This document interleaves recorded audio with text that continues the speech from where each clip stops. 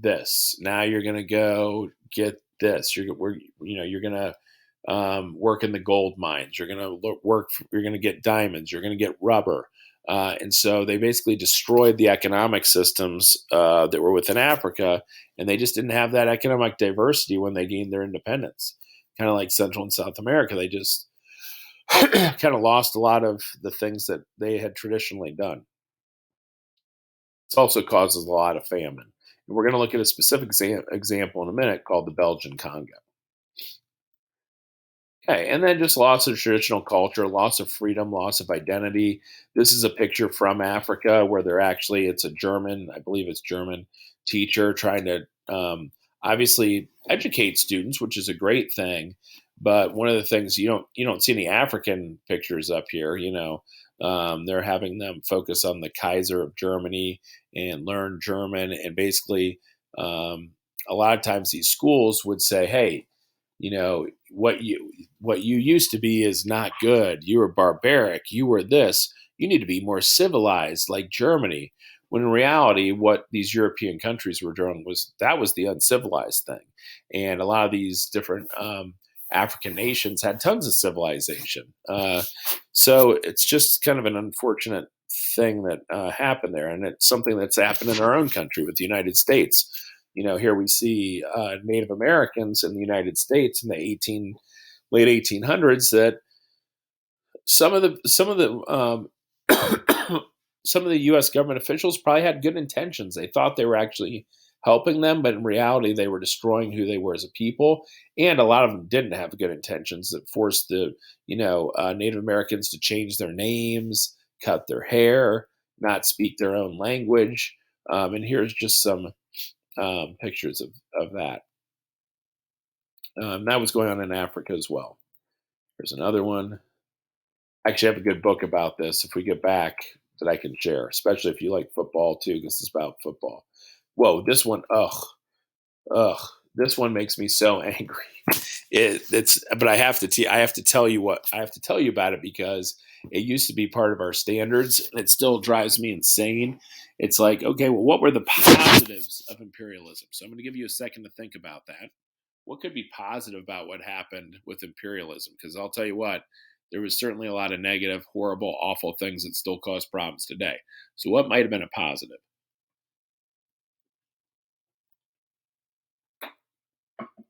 All right, here we go. Let's take a look.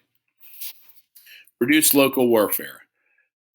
That's an interesting one. Did they maybe stop some of the Africans from fighting one another? Sure, but that's because they had totally oppressed them and worked them and put them in more horrible working conditions, or helped one side over the other so much the other side got destroyed.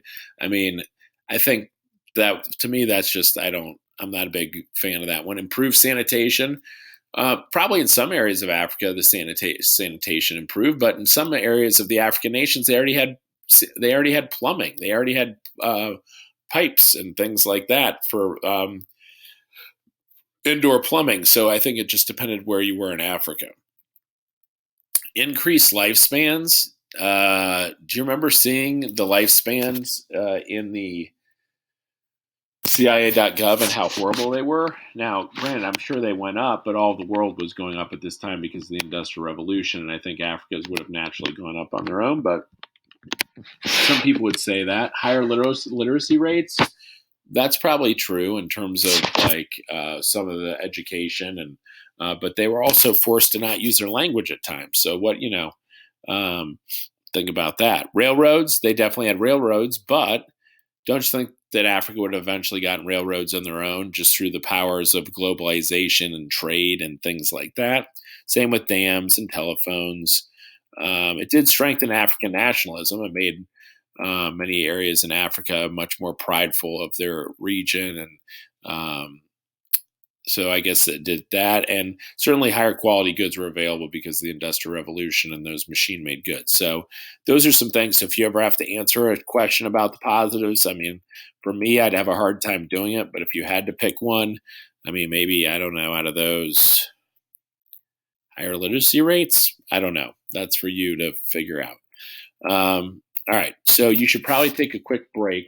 We've probably been going for about 25 minutes.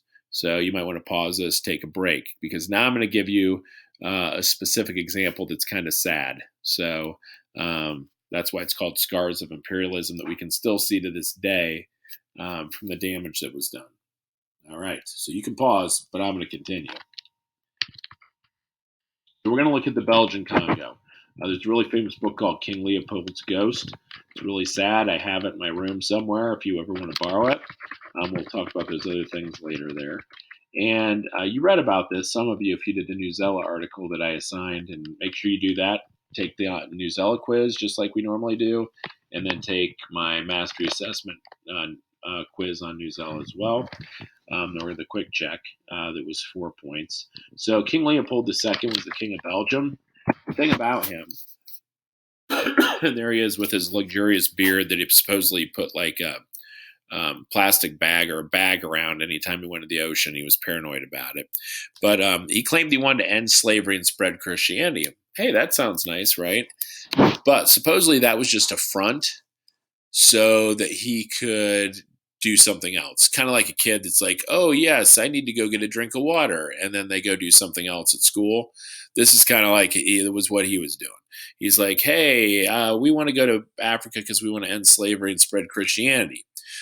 He said he wanted to open civilization, the only part of the globe which has not yet been penetrated, to pierce the darkness which hangs over an entire peoples, is, I dare say, a crusade worthy of this century of progress. Which just that language there is very demeaning and makes me angry. But he was pretending, as many people that were imperialists thought they were helping others, and that's what he was saying he was trying to do. But in reality, that wasn't what he was doing at all. He sent in Henry Stanley, who was an American. There's a long story behind him, Stanley and Livingston. I'd love to teach you about it. We don't have time. Although I think the Jumanji guy is based off of the Hunter is based off of him in the original.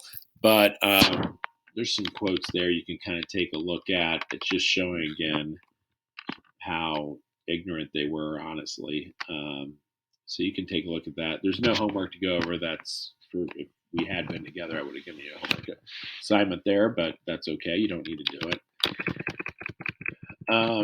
So yeah, he claimed he wanted to end slavery and spread Christianity. What he really wanted to spread was rubber plants because it was a cash crop. He wanted to make money. But in doing this, they estimate around 10 million people died in his quest to get rubber plants. It was awful what they did. They'd burn down villages. They'd shoot people. The food became scarce because they were having to go find cash crops. So people who had been farming and farming and farming, they're like, no, you need to go get rubber out of the trees in the forest, and if you don't, we'll throw your family in jail. We'll hurt your family. We'll hurt you. And so all these farmers and other people had to go get cash crops. Here's an example of a village. This actually comes from the book Leopold's Ghost. This was a village in the Democratic Republic of Congo region. You look, there it is. They got some roads there and some nice homes, and you can see it's very forest. A lot of forest around it because it was near the equator. But now let me show you after the Belgians got through with it. This is what it looked like. And you might say, well, why would they tear down all the homes? Why would they burn down all the homes? Because they definitely had a reason.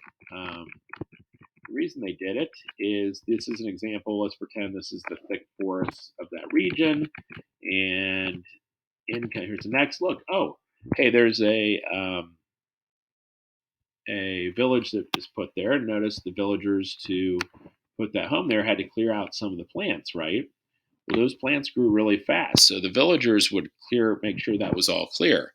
So instead of the Europeans having to come in and cut down all this forest to plant the rubber trees and to make rubber plantations, it was much easier for them just to burn down this area because this land was always already clear, and then they could plant the rubber trees there. And that's what this slide, I think, is going to show here. Burning it down, and then boom, they're putting in the rubber trees. And that's actually how they got rubber. I don't remember the exact percentage. I want to say like 30% of rubber today still comes from trees like this. They slice it and it's like kind of oozes down and drops into these containers. Most rubber is synthetic, made in labs, but there still is rubber that you can get from rubber trees today. But sadly, they were destroying people's homes to make it easier to put these trees. And you can see then they could kind of plant them in a row and make it much easier to collect. And it was very dangerous for them as they went to go get this rubber. Again, if they didn't get enough, they could be killed. And one of the ways they tried to convince people in this region to work for them is probably the most famous and dastardly thing that came out of this. And I think we're going to see a picture here in a second. It's a little disturbing, just to warn you. And it said King Leopold never saw a drop of blood spilt in anger. He never set foot in the Congo, so he never did. The king never went there, and yet destroyed so many people. And it's kind of like a modern day bomber pilot who can drop a bomb but never see what the bomb does to the people he drops it on. These pictures here are going to be uncovered. The one on the left is a political cartoon. The one on the right is a little disturbing, just to warn you. So the one on the left, people thought that King Leopold was trying to spread Christianity, but they started to get reports of the horrible things that were happening there. And so this is called In the Rubber Coils. It's from a British magazine showing that, Leopold was really like a rubber snake trying to kill the Africans and not help them. Sadly, here you see that these two people are missing their hands. What they would do is the Belgians would pay the Africans, some of their soldiers that they would hire that were Africans, and pay them by the number of people they killed. But to get credit for killing the people, they would have to chop off their right hand. And that's how they would get credit for it. You might say, well, couldn't you just chop off the right hand? Because they didn't want two hands from the same body to get two credits. So it was always had to be the right hand. And what they would do, there was someone actually called the keeper of the hands.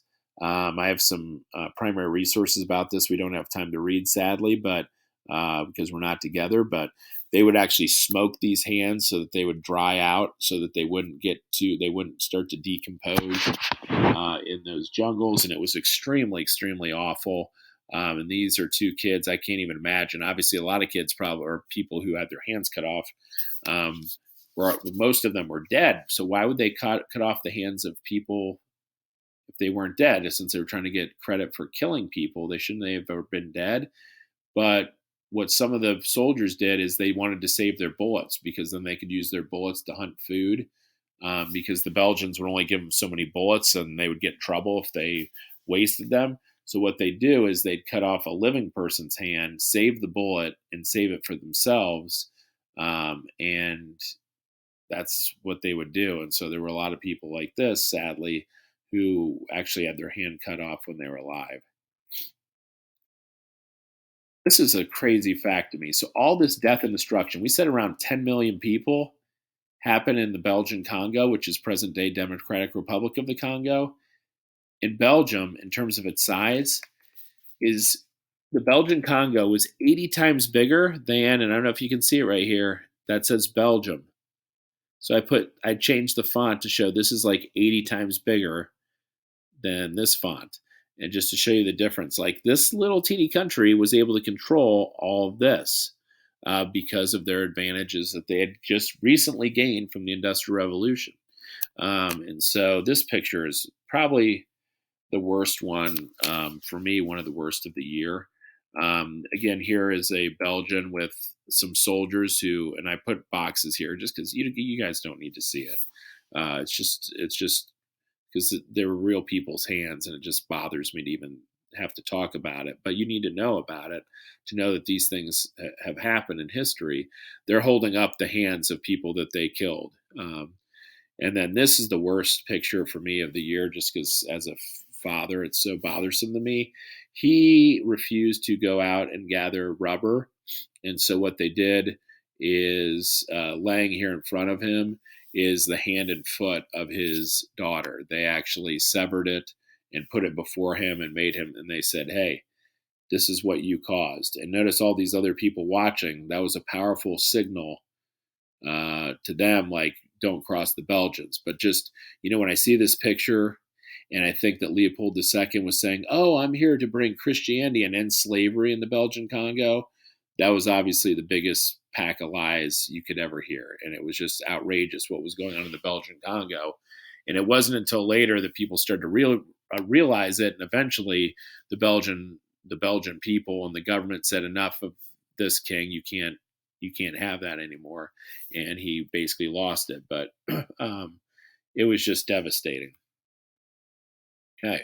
So Africa did eventually gain its independence after World War II. Many of the countries started realizing that having these things was A, wrong, and B, too expensive. And then just the world started kind of being against it, and there were independence movements. And so when did they finally get their independence? Well, the 1950s and 60s. I would say the 1960s is what, if I had to pick one day to be 1960, is when they get independence. So if you think about it, that's what, 60 years ago. So only 60 years ago. So when my mom was and dad were in school, they learned all those countries were not the countries we know today. They were controlled by European powers. So that's only 60 years of freedom.